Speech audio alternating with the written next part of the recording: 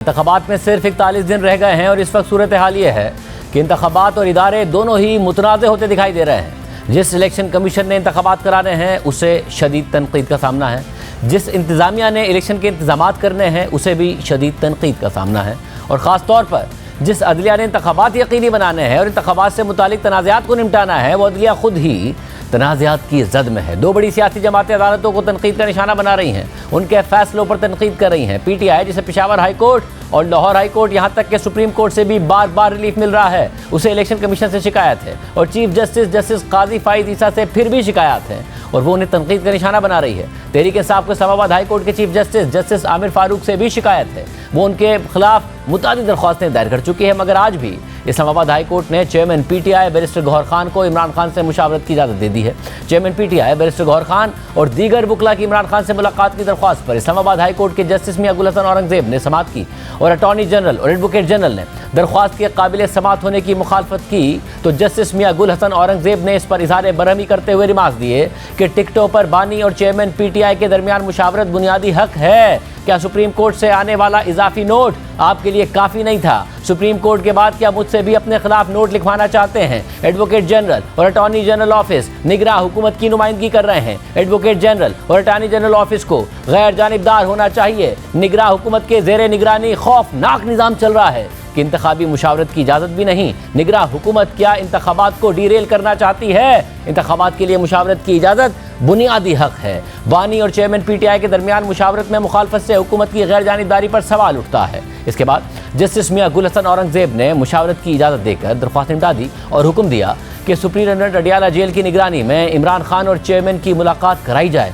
इसके अलावा Islamabad high court से आज तहरीक इंसाफ को एक और रिलीफ मिला है और PTI रहनुमा शहरियार आफरीदी और शानदारा गुलजार की MPO ऑर्डर के खिलाफ दरख्वास्तें मंजूर कर ली गई। इस्लामाबाद हाई कोर्ट के जस्टिस बाबर सत्तार ने महफूज शुदा फैसला सुनाते हुए करार दिया कि डिप्टी कमिश्नर इस्लामाबाद के पास 3 MPO जारी करने का इख्तियार नहीं है। 3 MPO का इख्तियार सिर्फ वफाकी काबीना के पास होना चाहिए। 3 MPO के 1980 के कानून की सेक्शन 18 को गैर कानूनी करार दिया जाता है। इस पूरी सूरत हाल में इस बात का भी इम्कान है कि इमरान खान जेल से बाहर आ जाएं और इंतखाबात में भी हिस्सा ले लें, क्योंकि तोशाखाना केस में फैसला मौतली के खिलाफ तहरीक इंसाफ ने सुप्रीम कोर्ट से रुजू किया हुआ है और अगर सुप्रीम कोर्ट से इमरान खान को रिलीफ मिल जाता है तो इमरान खान इलेक्शन में हिस्सा ले सकेंगे। इसी तरह इंतखाबात से पहले इमरान खान की रिहाई का भी इम्कान है, क्योंकि साइफर केस में सुप्रीम कोर्ट इमरान खान को जमानत दे चुकी है और इस्लामाबाद हाई कोर्ट ने 11 जनवरी तक ट्रायल को रोकने का हुक्म दिया हुआ है। इसके अलावा इस वक्त इमरान खान नैब के तोशाखाना और 190 मिलियन पाउंड केस में गिरफ्तार हैं। इन दोनों केसेस में इमरान खान ने जमानत की दरख्वास्तें दायर की हुई हैं जो ज़ेर इल्तवा हैं।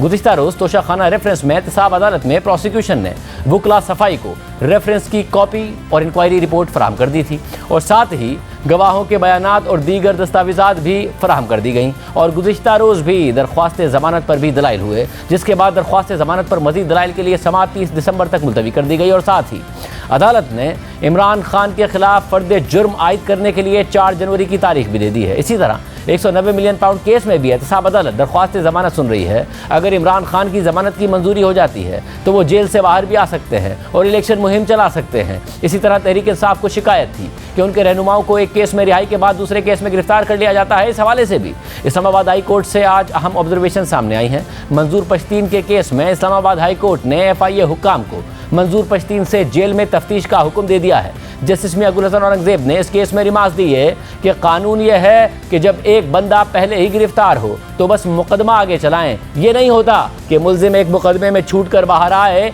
तो फिर गिरफ्तार कर लें। एक केस में गिरफ्तार शख्स पर दूसरे केस में गिरफ्तारी डालकर जेल में तफ्तीश हो सकती है। इस्लामाबाद हाई कोर्ट एक केस में गिरफ्तार फर्द की दूसरे मुकदमे में गिरफ्तारी पर फैसला दे चुकी है। इस्लामाबाद हाई कोर्ट का फैसला चैलेंज नहीं हुआ तो वो हतमी हो गया। पुलिस ऐसे इकदाम ना करे कि हुकूमत बदले और इंक्वायरी हो तो उनका करियर तबाह हो जाए। FIA जेल में तफ्तीश करे वरना मुकदमा ख़त्म करने का ऑर्डर देंगे। एक तरफ नून लीग और तहरीक इंसाफ अदलिया को निशाने पर भी लिए हुए हैं और दूसरी तरफ एक दूसरे को ऐसा करने पर तनकीद का निशाना भी बना रही हैं। न्यूज़ कॉन्फ्रेंस करते हुए chairman PTI barrister Gauhar Khan ने कहा कि अदलिया पर हमलों का तदारुक किया जाए। क्या तीसरी क़ुव्वत को आने की इजाज़त दी जा रही है?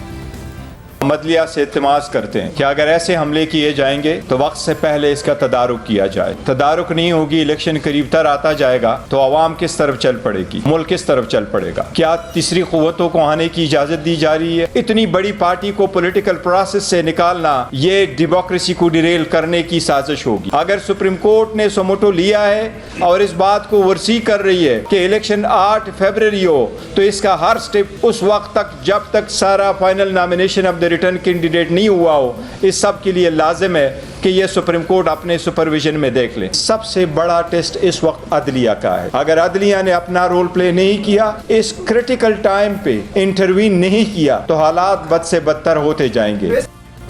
इसी तरह नून लीग बल्ले के इंतखाबी निशान से मुतालिक फैसला सामने आने के बाद पेशावर हाई कोर्ट को तनकीद का निशाना बना रही है और तहरीक इंसाफ के हक में फैसले देने पर लाहौर हाई कोर्ट पर भी तनकीद कर रही है। गुज़िश्ता रोज़ नून लीग के सदर और साबिक वज़ीर आज़म शहबाज शरीफ ने बल्ले का निशान वापस लेने के इलेक्शन कमीशन के फैसले के खिलाफ पेशावर हाई कोर्ट के फैसले पर तनकीद कर दी और फैसला देने वाले जज पर भी तनकीद की। साथ ही कहा कि जिस तरीके से इमरान खान को सहूलतें दी जा रही हैं वो हमारे लिए लम्हा फिक्रिया है। पेशावर हाई कोर्ट का जो फैसला आया है सिंबल के हवाले से, वो इलेक्शन कमीशन के इख्तियार पर हमले के मुतरादिफ है। एक सूबे की हाई कोर्ट है, वो किस तरीके से पाकिस्तान भर के मामले को वो उसका फैसला दे सकती है। केपी में ऐसे कैंडिडेट्स इलेक्शन लड़े हैं जिनका किसी न किसी तरीके से मोहतरम जज साहब के साथ अजीजदारी है। मैं समझता हूँ कि इंसाफ का तकाजा ये था कि जज साहब अपनी अजीजदारी की बिना पर इस बेंच से अलहदा होते। पूरी कौम अदलिया से इंसाफ पर मबनी फैसलों की तोक़ो करती है। ऐसे फैसलों से तरफदारी की बू आती है। जो तराजू है उसको झुकाया जा रहा है एक लाडले की तरफ। वो कमांडर के घरों में हमले जो शख्स करवाए, उसको जिस तरीके से ये सहूलतें दी जा रही हैं और फैसले दिए जा रहे हैं, मैं समझता हूं कि ये हम सब के लिए लम्हा फिक्रिया है। फिर कल हमारे प्रोग्राम में नून लीग के सीनियर रहनुमा हसन इकबाल ने कहा कि लाहौर हाई कोर्ट से एक ऐसा फैसला आया जिसने पूरे इंतखाबी अमल को रोकने की कोशिश की और अब पेशावर हाई कोर्ट का फैसला इलेक्शन कमीशन को नीचा दिखा रहा है। इदारों के अंदर मखसूस किस्म के फैसले कुछ लोग करते हैं जिनसे सियासत की बू आती है। पीटीआई ने जो 9 मई को वारदात की है, इन इदारों के अंदर लोग उसके ऊपर उनको रिलीफ देंगे और उसके लिए उनको रास्ते देंगे, तो फिर आप मुझे बताइए कि फिर आईन और कानून किसका दिफा करेगा। लाहौर हाई कोर्ट से एक ऐसा फैसला आया जो कि उसकी जुरिस्डिक्शन से बाहर था और जिसने पूरी इंतखाबी अमल को ब्लॉक करने की कोशिश की, और अब फिर पेशावर हाई कोर्ट से अगर एक ऐसा फैसला है कि जो इलेक्शन कमीशन को अंडरमाइन कर रहा हो। अदलिया के अंदर ऐसे अनासिर अगर मौजूद हैं जो अदलिया के जरिए एक मखसूस सियासी एजेंडा को सपोर्ट करना चाहते हैं, तो ये फिर अदलिया का और मुल्क के अंदर कानून की बालादस्ती की जो कॉज है उसके साथ बहुत बड़ा एक हादसा होगा।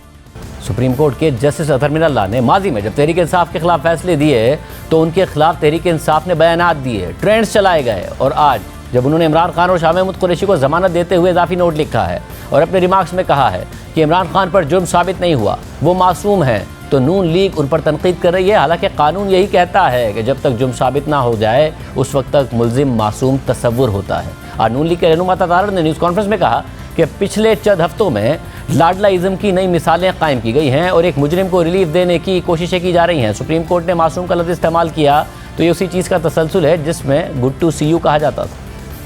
पिछले चंद हफ्तों में जो एक लाडलाइज्म की नई मिसालें कायम की गई हैं और एक मुजरिम को out of the way relief देने की जो कोशिशें की जा रही हैं, अदालतों में बैठे उसके सहूलतकार ये तय कर चुके हैं कि किसी भी केस में उसको सजा नहीं होने देनी। जब सुप्रीम कोर्ट के 3 रुकनी बेंच ने ये फैसला दिया और मासूम का लफ्ज इस्तेमाल किया, तो ये उसी चीज का तसलसल है कि जिसमें पहले गुड टू सी यू कहा जाता था और अब मासूम कहा जा रहा है। ये पाकिस्तान के आइन और कानून की धज्जियां उड़ाई जा रही हैं। आपने पूरे केस के फैक्ट्स को, मेरिट्स को डिसाइड कर दिया और साथ ये कह दिया कि शायद वो मासूम है, शायद वो साइफर था ही नहीं। तो मासूम कौन है? क्या ट्रायल जज को ये राइट हासिल नहीं है कि वो ट्रायल को आगे लेकर चलें? आज उस ट्रायल को भी रोक दिया गया है। आज ऐसी सहूलतकारी है कि एक सूबे का हाई कोर्ट पूरे पाकिस्तान में निशान बहाल करता है। एक लाडलाइज्म पे, फेवरेटिज्म पे फैसला आ जाता है। कोर्ट जो है वो एक के बाद एक उसको रिलीफ देती हैं क्योंकि घर वाले मजबूर करते हैं, क्योंकि किसी का कजन पीटीआई के अंदर है, किसी का भाई पीटीआई के अंदर है, किसी का बहनोई पीटीआई के अंदर है, कोई उमर अयूब का कजन है। यानी गजब खुदा का यहाँ पे जाती दोस्तियां रिश्तेदारियां आड़े आ रही हैं, आप इंसाफ नहीं होने दे रहे। ये एक नई दलील दी जाती है कि जी वो इलेक्शन लड़ने दिया जाए। अब कोई रेप करे, मर्डर करे, डकैती करे, अगवा बराए तवान करे, तो क्या उसको इस बुनियाद पे जेल से छोड़ दिया जाए कि उसने इलेक्शन लड़ना है? जबकि मौलाना फजलुर रहमान फरवरी में इंतखाबात कराने पर चीफ जस्टिस और चीफ इलेक्शन कमिश्नर को तनकीद का निशाना बना रहे हैं। गुज़िश्ता रोज़ मौलाना फजलुर रहमान ने चीफ इलेक्शन कमिश्नर और चीफ जस्टिस पर तनकीद की और साथ ही कहा कि पीटीआई के साथ ज्यादती नहीं हो रही है, बल्कि उन्हें इलेक्शन में प्रोजेक्ट करने पर काम हो रहा है। मौलाना फजलुर रहमान ने इलेक्शन की तारीख के हवाले से सुप्रीम कोर्ट की मुदाखलत पर भी संगीन सवाल उठाए। पीटीआई के साथ ज्यादती नहीं हो रही, पीटीआई को इस इलेक्शन में प्रोजेक्ट करने का पर काम हो रहा है। हमारे चीफ इलेक्शन कमिश्नर साहब कहते हैं कि 2 सूबों में अमन अमान की सूरत हाल खराब है, लेकिन मैं दुआगो हूँ। इशा के वक्त कोर्ट खोली गई, 3 जज बैठे, उनको कहा कि अपील दायर करो। उसने अपील दायर की और उनको उसी वक्त हुक्म दिया कि अभी शेड्यूल जारी करो। अगर चीफ इलेक्शन कमिश्नर ने और इलेक्शन कमीशन ने शेड्यूल जारी करना है और सुप्रीम कोर्ट के हुक्म पे करना है, तो इलेक्शन कमीशन कब आज़ाद इदारा हुआ? अगर मेरा एक कारकुन इस इंतखाबी मुहिम के दौरान जख्मी हुआ या शहीद हुआ, उसका जिम्मेदार चीफ इलेक्शन कमिश्नर और चीफ जस्टिस ऑफ पाकिस्तान होगा।